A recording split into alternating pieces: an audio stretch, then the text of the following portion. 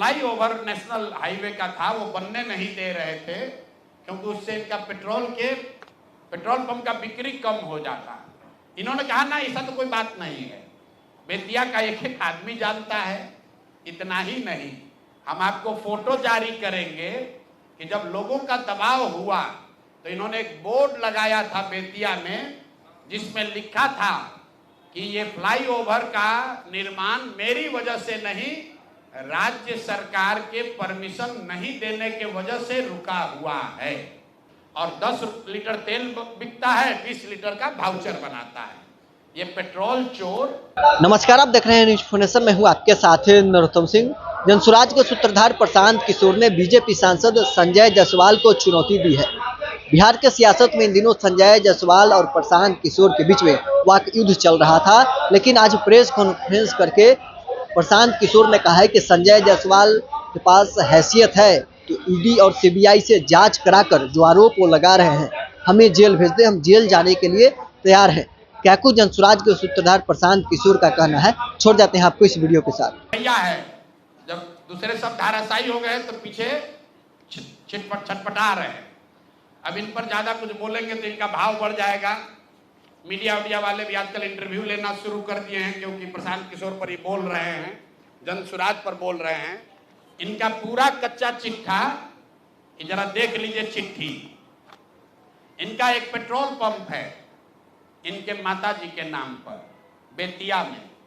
तो हमने कहा कि बेतिया में जब हम पदयात्रा कर रहे थे तो लोगों ने कहा कि 10 वर्षों तक ये भाई साहब वहां एक फ्लाईओवर नेशनल हाईवे का था, वो बनने नहीं दे रहे थे क्योंकि उससे इनका पेट्रोल पंप का बिक्री कम हो जाता। इन्होंने कहा ना, ऐसा तो कोई बात नहीं है, बेतिया का एक एक आदमी जानता है।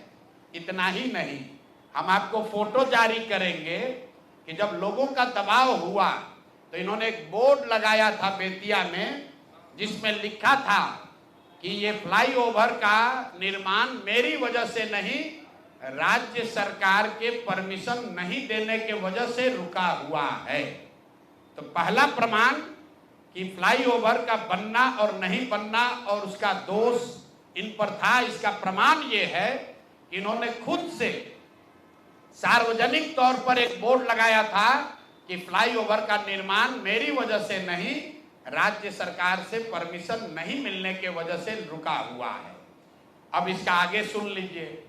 2015 में भाजपा और नीतीश जी गठबंधन में नहीं थे, तो जब इन्होंने दोष लगाया राज्य सरकार पर, तो तब के जदयू के अध्यक्ष, जिला अध्यक्ष डॉक्टर NN शाही, जो वहां के बहुत प्रतिष्ठित व्यक्ति हैं, बड़े डॉक्टर हैं, जदयू के जिला अध्यक्ष थे, उन्होंने संजय जायसवाल को खुली चुनौती दी कि आपने जो बोर्ड लगाया है ये गलत है।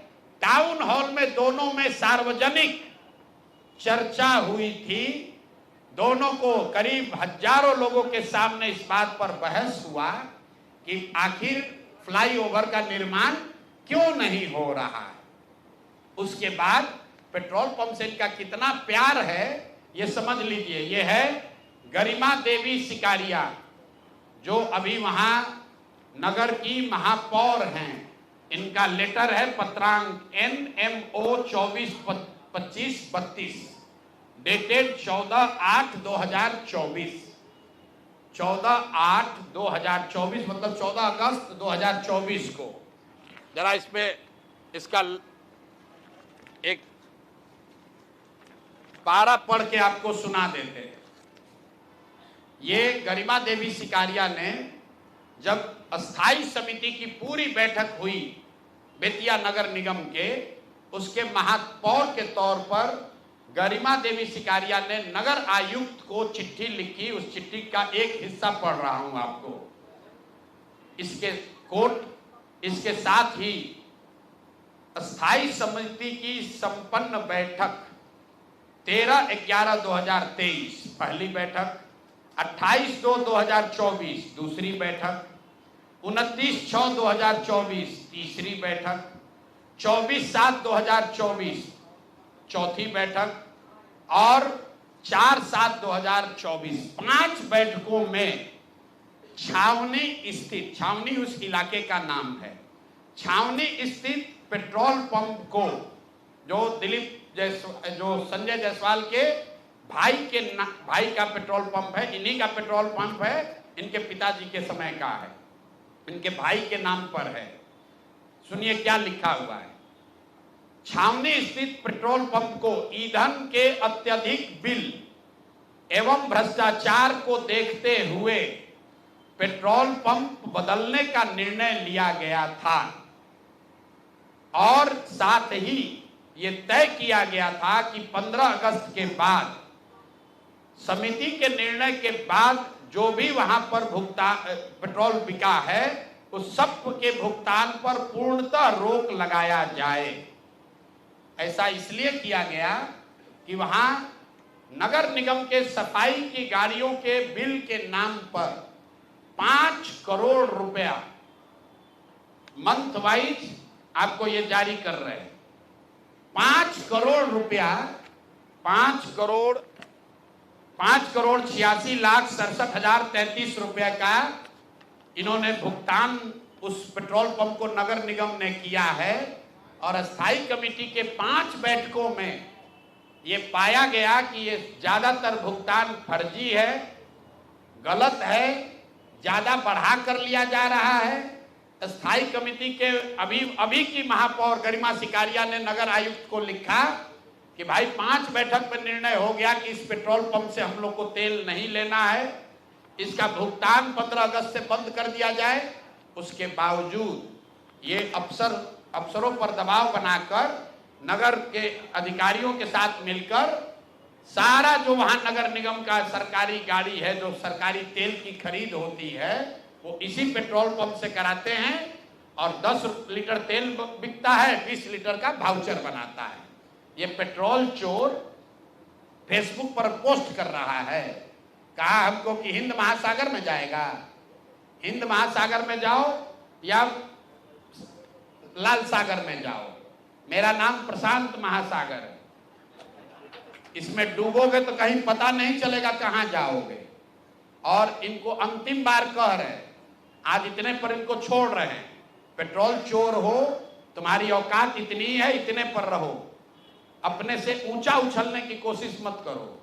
भाषा का विषय का ज्ञान नहीं है, ना शकल ना सूरत, अब बड़ा बड़ा बात कर रहे हैं। बात करता है बाप दादा के, आपके पिताजी बहुत बड़े सज्जन व्यक्ति थे, मदन जायसवाल जी का बहुत इज्जत है, आपकी इज्जत कुछ नहीं है। आप भाजपा छोड़कर भाग गए थे, राजद पे चुनाव लड़ा, 5,500 वोट आया। सुधीर शर्मा जी बैठे हैं, ये कहानी बताएंगे, हैं? सुन लीजिए, मदन जायसवाल जी बड़े व्यक्ति थे और ये आदमी पेट्रोल का वाउचर चोरी करने वाला हम पर उंगली उठाएगा। हिंद महासागर में जाओ, डूब लो। और अभी आए थे अमित शाह जी, उनको पेपर दे दो, ईडी सीबीआई का छापा डलवा देना, हमको पकड़ लेना, यही खड़े हैं। कहा है ना कि हमको जेल भिजवाएंगे। 7 जन्म लगेगा ना तो प्रशांत किशोर का हाथ नहीं पकड़ पाओगे, जेल भिजवाना तो बहुत बड़ी बात है। तो भैया तेल का चोरी करते हो, इतने पर रहो, इससे ज्यादा चोरी करने का औकात भी तुम्हारा नहीं है। अब बाकी जो देखिए बड़ा बड़ा औकात वाला है, कैसे 100 करोड़ रुपया लूटा, तुम तो पेट्रोल का फर्जी वाउचर बनाते हो। तो भैया यही काम करो, इतने पर रहो। बहुत बहुत धन्यवाद। संजय जायसवाल जी पर मैं चाहूंगा ये 2 मिनट, सुधीर जी उनके पुराने कोलीग हैं मदन जायसवाल जी के, इनसे जरा